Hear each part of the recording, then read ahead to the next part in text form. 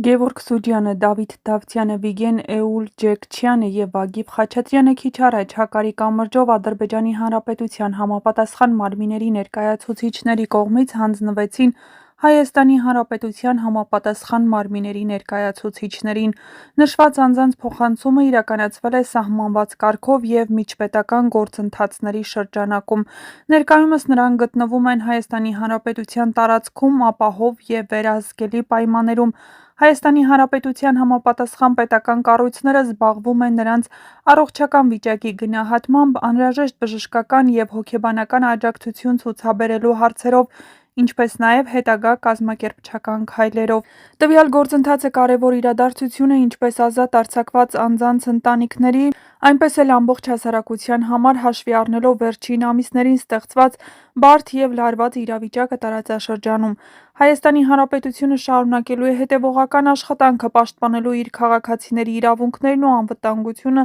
օգտագործելով բոլոր հնարավոր դիվանագիտական և իրավական միջոցները։ Ավելի ուշ Հայաստանի Հանրապետության վարչապետ Նիկոլ Փաշինյանը հանդես կգա լրացուցիչ հայտարարությամբ՝ ներկայացնելով մանրամասներ կատարվածի, գործընթացի հաջորդ քայլերի և ընդհանուր քաղաքական և մարդասիրական գնահատականների վերաբերյալ։ Քիչ առաջ էլ Նիկոլ Փաշինյանը տեղեկացրեց, որ Գևորգ Սուջյանը, Դավիթ Դավթյանը, Վիգեն Էուլջեկչյանը նախնական զննությամբ առողջական խնդիրներ չունեն։ Վագիվ Խաչատրյանի առողջական վիճակը